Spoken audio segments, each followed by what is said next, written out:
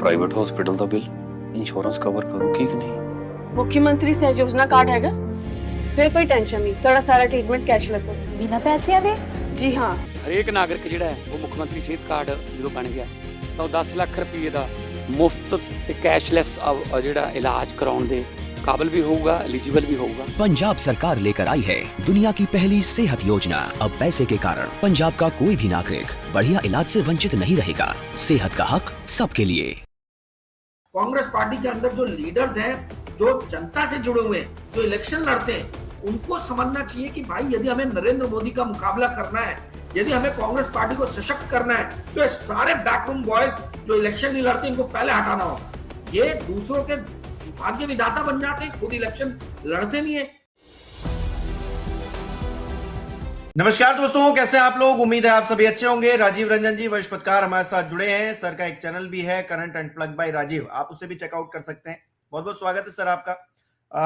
Sir, Om Birla साहब ये कह रहे हैं कि कल का दिन काला धब्बा था और लोकसभा में प्रधानमंत्री के साथ कुछ भी हो सकता था। अब कुछ भी कैसे हो सकता था ये समझना थोड़ा मुश्किल हो रहा है, क्योंकि संसद के अंदर विरोध प्रदर्शन करना संवैधानिक अधिकार है और सभी सांसद अपने संवैधानिक अधिकार को बखूबी निभा रहे थे। अगर वो बैनर पोस्टर दिखा रहे थे तो इतना बड़ा कौन सा खतरा हो गया कि पीएम मोदी अपना भाषण तक देने सदन के अंदर नहीं आए और ये घोषणा ओम बिरला को करनी पड़ रही है कि बहुत बड़ा खतरा था, कुछ भी हो सकता था। क्या इशारा है, क्या हो क्या रहा है आखिरकार? नहीं, ओम बिरला सही बोल रहे हैं। कल का दिन जो है वो भारत के राजनीति के लिए काला दिन था। काला दिन इसलिए था क्योंकि एक लोकसभा का स्पीकर जो है वो यदि इस तरीके की बात करता है तो इससे समझ में आता है कि प्रजातांत्रिक शक्तियां इस देश में कितनी क्षीण हो गई हैं, सरकार कितनी कमजोर हो गई है, नेता कितने डरपोक हो गए हैं। और 56 इंच का सीना कहने वाले खासतौर पे नेता जो अपने आप को जो है हर जगह अपनी वीरता, अपनी बहादुरी को ही उन्होंने अपना इमेज, अपने इमेज के प्रोजेक्शन के लिए यूज किया, उससे वो साफ नजर आ गया कि कितने वीर है वो, कि वो कुछ अपोजिशन पार्टी के लीडर्स को झेल नहीं सकते थे, मिल नहीं सकते थे। भाई संसद आपका, संसद के अंदर की सिक्योरिटी आपकी, संसद के अंदर मेजोरिटी आपकी, तब ये 56 इंच के सीने वाले लीडर को किस बात का डर, किस बात का भय। तो ओम बिरला बात तो सही कह रहे हैं कि कल का दिन जो है भारतीय राजनीति के लिए काला दिन था, काला अध्याय था। बिल्कुल सही बात है। जब स्पीकर इस तरीके की बात करें तो वाकई में जो है ये दिन काला बन जाता है, क्योंकि स्पीकर जो है वो निष्पक्षता छोड़ के किसी पर्टिकुलर पार्टी का पक्ष लेता हुआ नजर आ रहा है और वो अपोजिशन को जो है एक विलन, एक हिंसात्मक, आप कह लीजिए कि प्रवृत्ति के पार्टी के रूप में जो है वो झलकाना चाहता है, दिखाना चाहता है। ये रिफ्लेक्ट करता है ओम बिरला जी की मानसिकता का। ओम बिरला जी कितने निष्पक्ष हैं, इस तरीके का स्टेटमेंट देके उन्होंने प्रूफ कर दिया है। तो हिमांशु जी वो बात तो सही बोल रहे हैं, पर वो बात जो बोल रहे हैं उसमें वो खुद अपने ऊपर वो फैक्टर्स को नहीं इंपोज कर रहे, नहीं लगा रहे कि भैया काला अध्याय कैसे है। जब आपके जैसे लोग जो है इस तरीके की बात करेंगे, जब आपकी सरकार है, आपकी मेजोरिटी है, तो वाकई में बहुत शर्मनाक बात है। और ये दिखाता है कि कितने कमजोर दिल के व्यक्ति जो है, कमजोर दिल वाले लोग जो है वो आज की डेट में इस देश की सत्ता पे काबिज है। जी हिमांशु जी। और सर कल जो हमने तस्वीरें देखी, महिला सांसद थी, वो प्रधानमंत्री नरेंद्र मोदी जहां पर बैठते हैं संसद में, वहां पर बैनर पोस्टर लेकर हंगामा कर रही थी। तो ऐसे में पीएम मोदी इतना डर जाएंगे तो फिर तो कहा ही जाएगा ना कि वो 56 इंच कहां गया। और वो जो बातें हो रही हैं कि ट्रंप के आगे झुक गए, जब विपक्षी सांसदों के आगे बोलती नहीं निकल रही है, उनके सामने आने की हिम्मत नहीं हो रही, पर तो देश दुनिया में क्या हो रहा है उसकी तो क्या ही बात की जाए। देखिए, ये वही मोदी जी हैं जो बोलते थे झोला लेके आया हूं, झोला लेके चला जाऊंगा। यानी इन्होंने अपने आप को ऐसा प्रोजेक्ट किया था कि सत्ता से इनको कोई मोह नहीं है। और अब इनके जितने भी हम एक्टिविटीज देख रहे हैं उससे झलक के आ रहा है कि सत्ता के लिए तो ये कुछ भी करने को तैयार है भाई। तो ये जो इमेज अपना बनाया था इन्होंने, कम से कम यार अपनी कथनी जो है उसको तो थोड़ा रिस्पेक्ट कर दो। आप यदि अपने वर्ड्स, अपने शब्दों का ही मान नहीं रखोगे तो लोग आपका मान कैसे करेंगे। जो आपने पहले बोला डिमोनेटाइजेशन करते वक्त कि अगर इसका कुछ फायदा नहीं हुआ तो जिस चौराहे पे बोलोगे उस चौराहे पे आ जाऊंगा, जो सजा देना चाहोगे वो सजा दे दूंगा। आप इस तरीके की बातें क्यों बोलते हो? आज तक आपने बताया नहीं डीमोनेटाइजेशन का क्या फायदा हुआ। आप फालतू के जो है वो पिक्चरें बना रहे हो, फिल्में बना रहे हो, फिल्मों के थ्रू जो है अपना प्रोपेगेंडा कर रहे हो। भाई देश के सामने आके आप बताओ ना कि क्या डिमोनेटाइजेशन का फायदा हुआ। पहले तो बड़ी बड़ी बातें करेंगे, डिंगे हाकेंगे, और जब वक्त आ जाएगा कि भैया जनता को सामना करना है, जनता को फेस करना है, तो चुप हो जाएंगे। टेम्पू भर भर के बोलते थे कांग्रेस को अदानी और अंबानी पैसे पहुंचा रहे हैं, तो फिर सत्ता में आने के बाद में अदानी और अंबानी को जो है उनके खिलाफ क्यों नहीं आपने कोई कार्रवाई की? अगर ये अदानी और अंबानी टेम्पो भर भर के कांग्रेस को काला धन पहुंचा रहे थे, तो फिर मोदी जी जो है वो क्यों नहीं किसी भी तरीके का एक्शन ले रहे?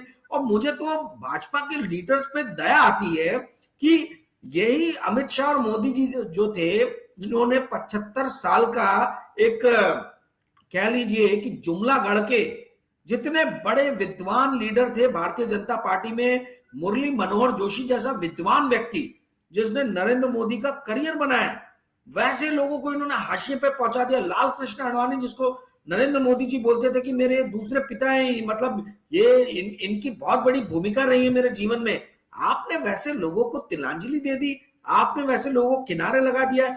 जो आदमी, देखिए ये कलयुग है भैया, जो आप करोगे, जो आप बोओगे, वही काट के जाओगे इस दुनिया से।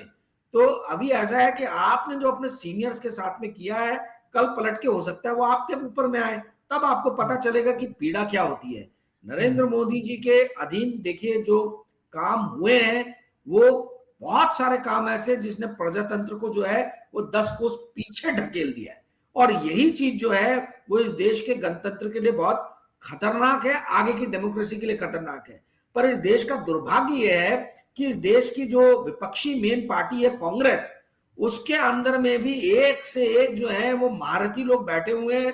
पूरी पार्टी जो है वो बैकरूम बॉयज, मैनेजर लोगों ने कब्जा कर लिया हुआ है, और ये बैकरूम बॉयज और मैनेजर जो है ये कभी भी इलेक्शन के रणभूमि में, समर भूमि में आके नरेंद्र मोदी का सामना करते हुए हरा नहीं पा रहे हैं। ये बात बात पे गांधी परिवार को सामने खड़ा कर देते हैं, राहुल गांधी और प्रियंका गांधी के आड़ में छिप जाते हैं। हमारा कमजोर होता हुआ जो विपक्ष है वही मेनली उर्वरा दे रहा है नरेंद्र मोदी और अमित शाह को।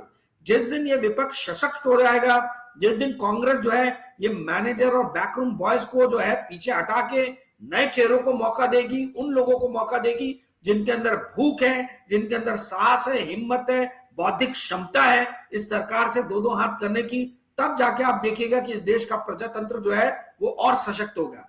दुर्भाग्य यह है कि सत्ता पक्ष पे जो लोग हैं वो भी चूहा दिल लोग हैं, कमजोर हृदय के लोग हैं, और जो विपक्ष में बैठी हुई पार्टी है ये भी चापलूसों से घिरी हुई पार्टी है, जो सिर्फ गांधी फैमिली को गुड बुक्स में रखना चाहती है। परंतु देश के अंदर में कैसे एक स्ट्रांग विपक्ष डेवलप हो, कैसे इस देश के प्रजातंत्र को स्ट्रांग किया जाए, उसके ऊपर में कोई एक्ट नहीं हो रहा। और इसी के कारण हम देख रहे हैं कि राज्य दर राज्य जो है नरेंद्र मोदी किला फतह करते जा रहे हैं, और कांग्रेस जो है एक नैरेटिव रच रही है कि भाई ये चुनाव जीत रहे हैं, वो गलत काम करके जीत रहे हैं। यदि गलत काम करके जीत रहे हैं, वोट चोरी करके जीत रहे हैं, तो आप चुनाव में हिस्सा ले क्यों रहे हो? आप संसद का घेराव कर क्यों नहीं रहो? आप सड़कों पे उतर क्यों नहीं रहो? आपके अंदर की हिम्मत और साहस कहां गई? आपके नेता जो है वो बैठ के सिर्फ प्रेस कॉन्फ्रेंस करते रहेंगे, एसी रूम में जो है वो नरेंद्र मोदी का अपोजिशन करते रहेंगे, तो इससे कुछ होने जाने का है नहीं। आप पार्लियामेंट के अंदर या एसी रूम के अंदर में विरोध नहीं होता प्रजातंत्र में। प्रजातंत्र में विरोध होता है सड़क पे उतर के। सड़क पे जब तक चार डंडे खाने के लिए तैयार नहीं होंगे कांग्रेस और विपक्षी पार्टी के लीडर्स, तब तक हम देखते आएंगे कि नरेंद्र मोदी और नरेंद्र मोदी की सरकार और नरेंद्र मोदी की पार्टी के लोग जो है इसी तरीके से कांग्रेस और विपक्ष को ट्रीट करते रहेंगे। ये मान चुके। अच्छा राजीव सर, आज लोकसभा में चलिए जो हुआ सो हुआ, राज्यसभा में प्रधानमंत्री नरेंद्र मोदी बोले, 1 घंटा 27 मिनट का भाषण दिया। उन्होंने कहा कि ये कौन सी मोहब्बत की दुकान है जो मोदी की कब्र खोदने की बात करती है। मोदी जी फिर से अपने ऊपर ले आए। अभी हाल ही में यूजीसी का एक कानून आया, उसको लेकर मोदी जी कब्र खुदेगी। हालांकि हम इसका बिल्कुल समर्थन नहीं करते, इसलिए नहीं करते क्योंकि हम गांधी के देश में रहते हैं और गांधी जी जो है हिंसा को बढ़ावा नहीं देते। लेकिन यही बातें जब सड़क पर हिंदूवादी संगठनों ने कही तो आज तक कोई एफआईआर नहीं, कोई भी एक्शन उनके ऊपर नहीं लिया गया। यूजीसी जिस तरह से लाए, आप जो मिडिल क्लास था, जो अपर क्लास था, या फिर आप कहिए जो एक जनरल कैटेगरी है उसके लोग जितना गुस्सा हुए आपकी बदौलत, आपने उस पर एक शब्द नहीं कहा। मोहब्बत की दुकान की बात कर रहे हैं। उत्तराखंड में कोटद्वार में बाबा नाम रख लेने पर एक मुस्लिम समुदाय से आने वाले बुजुर्ग को जिस तरह से बजरंग दल के लोगों ने धमकाया, और फिर वो जो जिम ट्रेनर है वो निकलकर सामने आया, अब वो खौफ में है, उसका परिवार खौफ में है। तो किस मोहब्बत की और किस नफरत की ये बात करते हैं, पहले देखते हैं कथनी और करनी में हो क्या रहा है। कांग्रेस को घेरिए, अच्छी बात है, लेकिन आप असल में क्या कर रहे हैं ये तो दिख ही रहा है ना। देखिए हिमांशु जी, देश में प्रजातंत्र को जीवंत रखना, सशक्त रखना, ये जितना सरकार का काम है उतनी विपक्षी पार्टी का भी काम है। यदि इस तरीके से उत्तराखंड में हो रहा है तो कांग्रेस पार्टी के सारे लीडर्स ने पहुंच जाना चाहिए। जिस ट्रेनर जिसकी भी बात कर रहे हैं, बाबा जिनको भी अफेक्ट किया गया, उनके पक्ष में खड़े हो जाना चाहिए। आज ऐसा क्यों हो रहा है कि मुसलमान भी कांग्रेस को वोट नहीं दे रहा? मैं आपको नागपुर का एग्जांपल दे रहा हूं। नागपुर में 8 महीने पहले एक मैन्युफैक्चर्ड जो है वो दंगे कराए गए। सबको पता था कि ये दंगे जो हैं ये मैन्युफैक्चर्ड दंगे हैं, और उस दंगे के अंदर में हमने देखा कि भाजपा और फडणवीस सरकार ने बहुत तरीके से दोहन और शोषण अल्पसंख्यक लोगों का किया है। 150 से 200 नौजवान जो है अल्पसंख्यकों के वो जेल में बंद कर दिए गए। कांग्रेस का एक भी लीडर नागपुर में उठ के जो है अल्पसंख्यक के पक्ष में नहीं आया। तो अल्पसंख्यकों ने, मुसलमानों ने उठा के जो है मुस्लिम लीग को वोट दिया, और पहली बार मुस्लिम लीग को इतने वोट मिले हैं। पहली बार जो वोट कांग्रेस को मिलते थे वो सारे के सारे वोट जो है हैदराबाद से जो है पतंग वाली पार्टी जो चला रहे हैं हमारे ओवैसी ब्रदर्स, उनको चले गए हैं। तो कहने का अर्थ ये कि भाई आप पहले अपना डिसाइड करो कि आपको करना क्या है।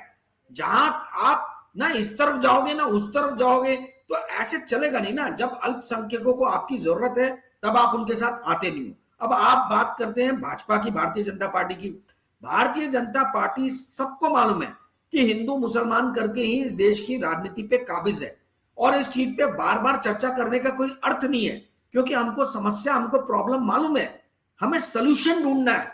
हमें सोल्यूशन ढूंढना है कि ये जो हिंदू मुसलमान की राजनीति ये कर रहे हैं उसको हम किस तरीके से जो है उसको काटे, उसको खत्म करें, उसको जड़ से उखाड़ के फेंक दें, क्योंकि ये एक सेक्युलर कंट्री है। प्रॉब्लम ये है कि ये काम जो लोगों को करना चाहिए वो लोग एसी रूम में बैठ के सिर्फ प्रेस कॉन्फ्रेंसेस कर रहे हैं। आज की डेट में कांग्रेस पार्टी के अंदर देखिए सारे के सारे वही लीडर आपको नजर आएंगे जो कभी खुद चुनाव नहीं लड़ते। Jairam Ramesh, chief spoke person, कितने इलेक्शन लड़े मुझे नहीं मालूम भैया, पर आज की डेट में जो है पूरी तरीके से उन्होंने राहुल गांधी को भारत के पत्रकारों से काट दिया है। आज यदि आप राहुल गांधी से मिलना चाहो तो भाई बिना जयराम रमेश को या पवन खेड़ा को सुपर पास की वो मिल ही नहीं सकते हो। और ये दोनों के दोनों जो हैं ये मैनेजर हैं, ये किसी भी तरीके से जो है ये लीडर नहीं है। पवन खेड़ा एक इलेक्शन नहीं लड़े, ये मैनेजर है, ये शीला दीक्षित के पीयर है। मैं बार बार इस बात को इसलिए दोहरा रहा हूं क्योंकि कांग्रेस पार्टी अभी भी सुधर जाए। कांग्रेस पार्टी के अंदर जो लीडर्स हैं, जो जनता से जुड़े हुए हैं, जो इलेक्शन लड़ते हैं, उनको समझना चाहिए कि भाई यदि हमें नरेंद्र मोदी का मुकाबला करना है, यदि हमें कांग्रेस पार्टी को सशक्त करना है, तो ये सारे बैकरूम बॉयज जो इलेक्शन नहीं लड़ते इनको पहले हटाना होगा।